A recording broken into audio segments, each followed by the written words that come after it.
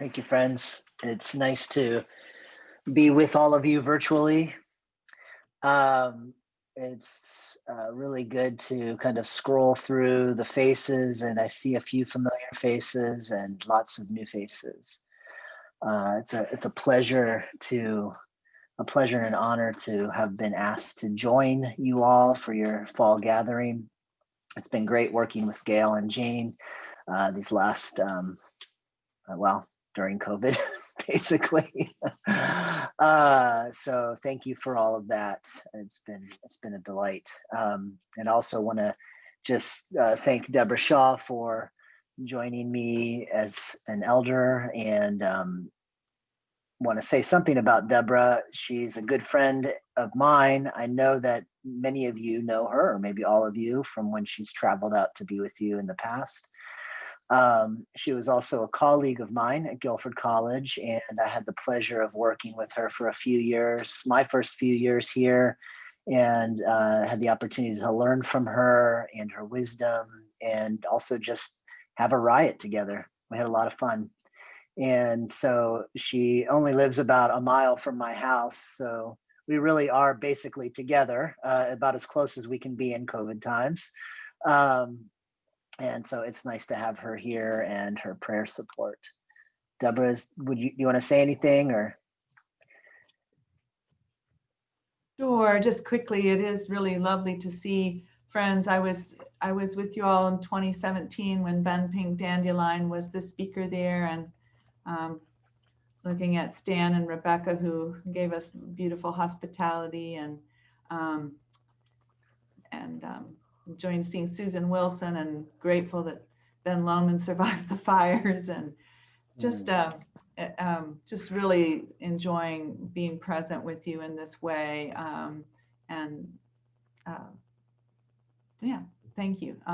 And just grateful to have the opportunity to serve as an elder for Wess, because somebody needs to keep him in line. Okay, that's all I'm going to say.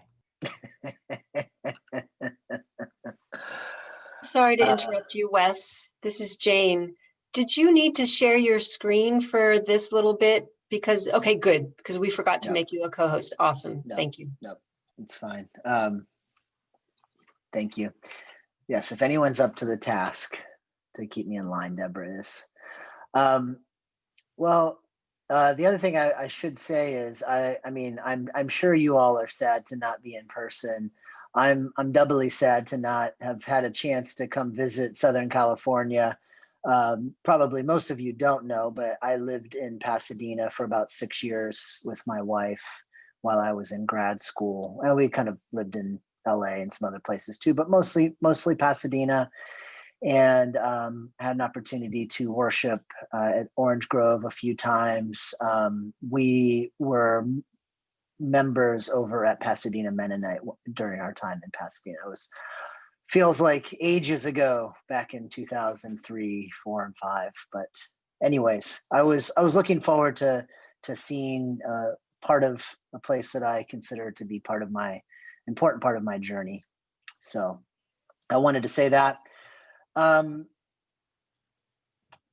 other thing is that we've obviously had quite a lead up to this election, and this week has been a challenge for all of us. I know there's been a lot of anxiety, a lot of fear around, violence breaking out and all sorts of things, and that may still come. We don't know. But I just want to acknowledge that we come bearing lots of weight, lots of things on our hearts and minds, and yeah, I think as I was preparing for our time together, trying to imagine what it would be like to speak to all of you a few days after this election. I don't have any secret knowledge. So I was sort of like, okay, what is going to be something that's rooted and timeless that maybe helps ground us regardless of what happens? In the meantime, Guilford College is really suffering right now. We just learned of 20 of our faculty who've been terminated on Thursday. 20 some majors have been discontinued, including religious studies, history, philosophy, chemistry, geology, just work down the list. And it really, and then we had 10 more staff laid off, 55 were laid off in the middle of summer. I spent 4 months myself being furloughed, along with about 155 other staff, 130 other staff during COVID. So it's been a very difficult road. And we just learned of this last kind of cut a day and a half ago. So I will tell you that I'm in pretty rough shape, to be completely honest with you, and will cherish your graciousness and kind of holding us up, because we're all in a lot of pain right now. Friend Center hasn't, so there were 3 of us when I got furloughed in our office, and one other staff member got furloughed. She was laid off while we were furloughed. So there's 2 of us left, and back in the office, and we haven't been cut yet, but the game isn't over yet. So I am anticipating that there's more yet to come. So it's very hard to see friends lose jobs. It's hard to see a college that's 187 years old, kind of going through this level of just pain. So I wanted to tell you a little bit about what I'm bringing into the space, and ask for grace and prayers. The theme, well, let me start here. A number of years ago, I pastored a Quaker meeting up in Washington State for about 6 years before we moved to Greensboro.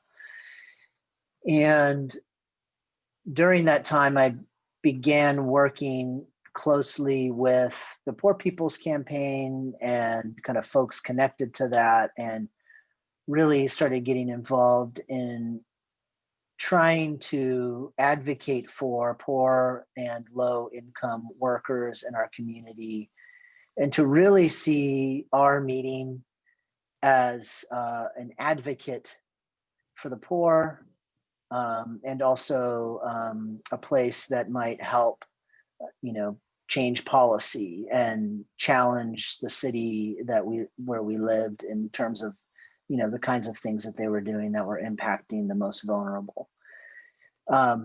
In that kind of time period, I started reflecting on what it meant to resist empire, and what it meant to be people of faith who really, don't fall into the ways of empire, aren't tricked by it, are awake to it.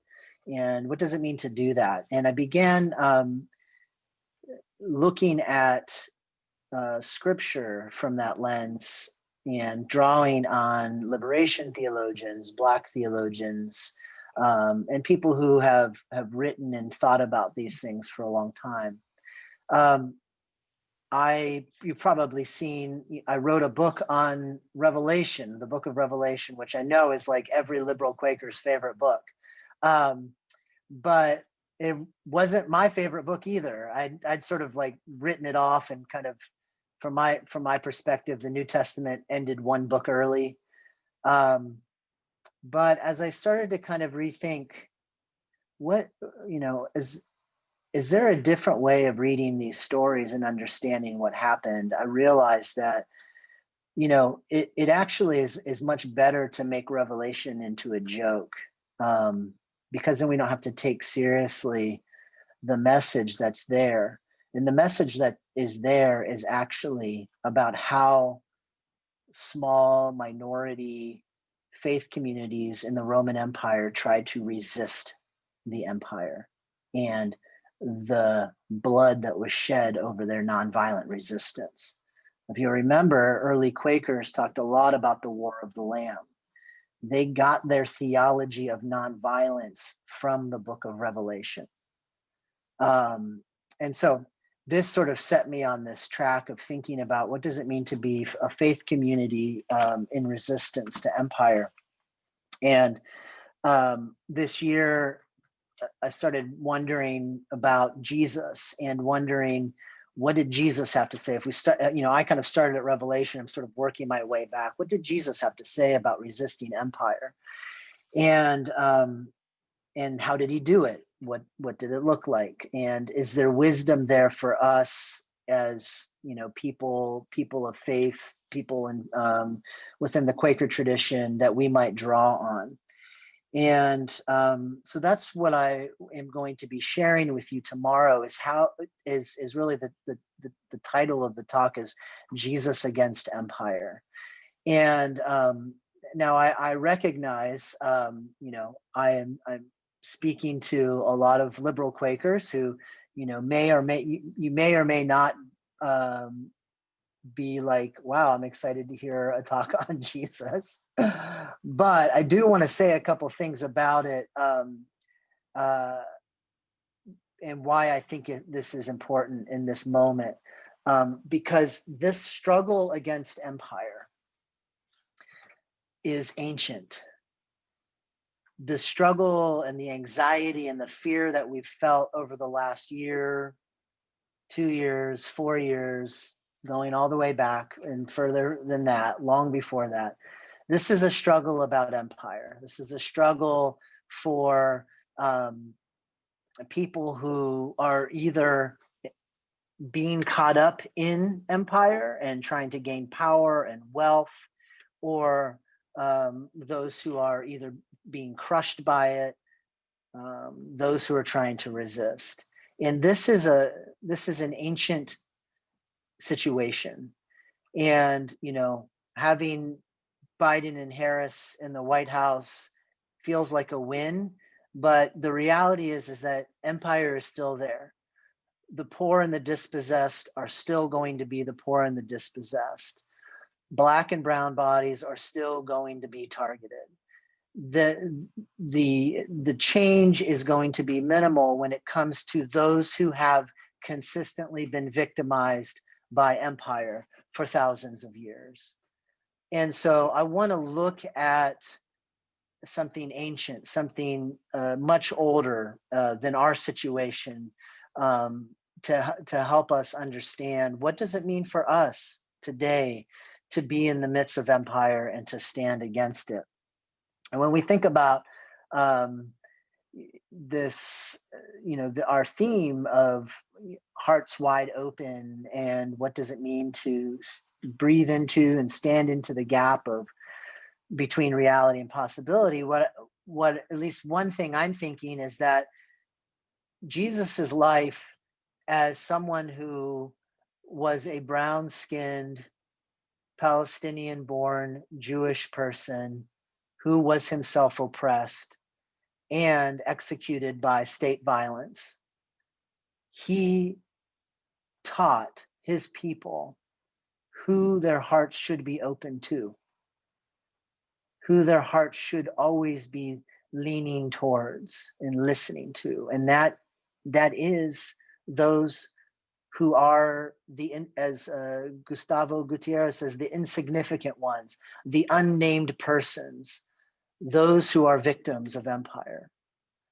And I think that when we finally, as a community, as a meeting, as a community, as a society, truly do that, we will see new possibilities arise, new ways of living and being together. So I think that's really what I want to say. The last little piece here is from a quote. In preparation for this, I've been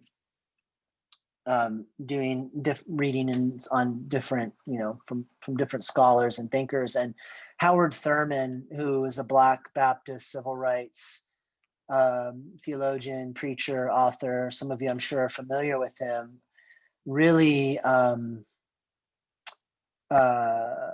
is really a cornerstone in thinking about this. His book, Jesus and the Disinherited, is, I cannot recommend it enough, for all of you to read, especially for those of you maybe thinking about racial justice and kind of liberating spiritualities. This is a book that we could probably read every couple years and not ever absorb. It was said that Martin Luther King Jr. carried this in his briefcase along with the Constitution and the Bible. The opening to this book, Jesus and the Disinherited, from Thurman, which I'll be mentioning more tomorrow, Vincent Harding, another civil rights leader, writes the foreword for it. And I found something in here that I'd been searching for a long time. And it really is a key into, I think, for all of us as, as Quakers, as predominantly white faith community, what does it mean for us to try and practice liberating spirituality, liberation theology? What does it mean for us to try and identify with those who are themselves victims of empire? This is what Vincent Harding writes in the foreword. He says, so Jesus's guidance for the disinherited may be only available through some direct, creative, perhaps disguised encounter between those whose wounded backs and spirits testify to the continuing reality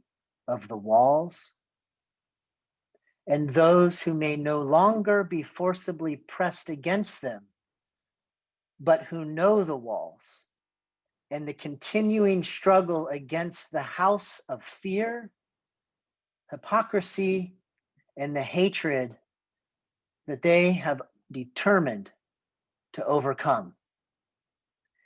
In the unofficial, unprivileged, and dangerous encounters at the wall, perhaps that is the way that Thurman would prefer us to meet Jesus at the close of the 20th century. So this gives me some idea and hope about what it means as someone who is not poor and dispossessed any longer. I mean, I grew up in a poor, low-income family, but it is not my situation anymore. My back is not forcibly pressed against a wall, but I choose to continue to acquaint myself with the wall and those who are against the wall. And I choose to join them in that struggle that we and commit to overcoming that together. And so that is really the kind of position that I want to hold with all of you this weekend and invite you into. And I know that many of you are doing that, know what it means to be in that struggle, and invite us all as a quarterly meeting as Quakers in the US to join in this struggle. So I think I'm going to stop there and hand it back over to Jane.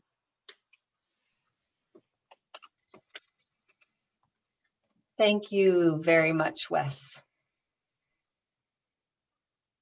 for introducing us to your world and your thinking and leadings.